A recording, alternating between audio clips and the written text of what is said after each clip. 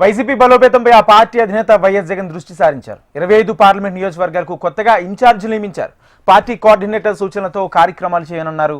ప్రభుత్వ వ్యతిరేక విధానంపై పోరుకు సిద్ధం కావాలని జగన్ పిలుపునిచ్చారు. పార్టీ కార్యకర్తలకు అండగా ఉండాలని జగన్ సూచించారు.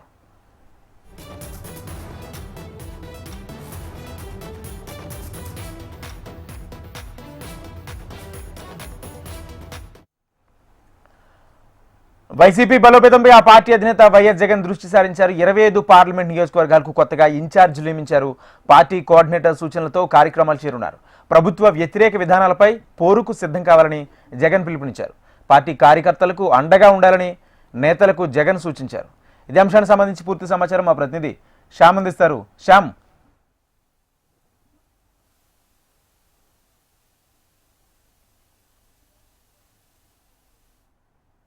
సారించింది. అంటే 2024 ఎన్నికల తర్వాత కూడా ఆ ప్రధానమైన ముఖ్య నేతలందరితో కూడా నిస్తేజం వచ్చింది. అంటే ఎవరు ఊహించని రీతిలో కేవలం 11 సీట్లకే ఆ పార్టీ పరిమితమైంది. దీంతో ప్రతిపక్ష హోదా కూడా లేనటువంటి పరిస్థితి నెలకొంది. ఇప్పటికే ప్రతిపక్ష హోదా రాసినప్పటికీ కూడా ప్రభుత్వం నుంచి ఎటువంటి స్పందన కూడా లేదు. దీంతో ఇటీవల చూసుకున్నట్లయితే వరుసగా రాష్ట్ర వ్యాప్తంగా కూడా పంచాయతీలు, మున్సిపాలిటీలు కూడా అనేక చోట్ల పార్టీల వ్యతిరేక పవనాలు వీస్తున్నాయి. అనేక చోట్ల కూటమికి ఎటువంటి బలం లేని చోట్ల కూడా వాళ్ళు వాటిని కైవసం చేసుకుంటున్నారు. ఈ నేపథ్యంలో నిన్న చూసుకున్నట్లయితే ప్రధానంగా అన్ని జిల్లా పార్టీ అధ్యక్షులు, కోఆర్డినేటర్లు తో మాజీ ముఖ్యమంత్రి జగన్ సమావేశమయ్యారు. ఈ సమావేశం ప్రధానంగా చర్చించిన అంశాలు తీసుకున్నట్లయితే ప్రతి చోట కూడా ఏదైతే ప్రభుత్వ వ్యతిరేక విధానాలపై పోరాటానికి సిద్ధం కావాలి. ప్రతి చోట కూడా ప్రతి జిల్లాకి కూడా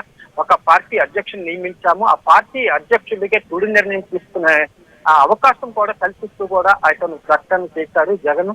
ఈ నేపథ్యంలో ఎక్కడికక్కడ మీరు ప్రభుత్వంపై పోరుబాటుకి సిద్ధం కావాలి. ఒకవేళ ఎవరైనా ప్రభుత్వ బారిన పడిన బాధితులు ఎవరైనా వాళ్ళకి అండగా నిలవాలంటూ కూడా ఆయన పిలుపునిచ్చారు. అదే విధంగా నిన్న రాత్రి చూసుకున్నట్లయితే ప్రతి పార్లమెంటు నియోజకవర్గానికి సంబంధించి ఒక ఇన్ఛార్జీని వేశారు.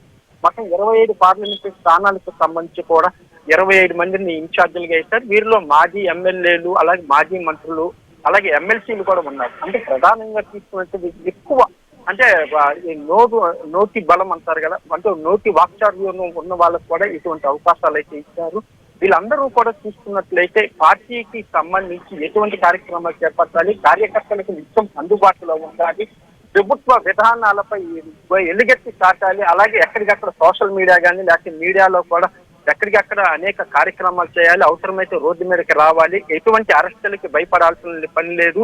అలాగే కేసులు పెట్టినప్పుడు కూడా ఎలాంటి భయపడాల్సిన పని లేదు. తమకు పూర్తి స్థాయిలో న్యాయ సహకారం కూడా ఆ పార్టీ కేంద్ర కార్యాలయం నుంచి కూడా అందిస్తామని కూడా ఆయన చెప్పారు. ఈ నేపథ్యంలో రాబోయే కాలంలో మరిన్ని కార్యక్రమాలు చేపట్టే అవకాశం కనబడుతోంది. Right, thank you Shyam.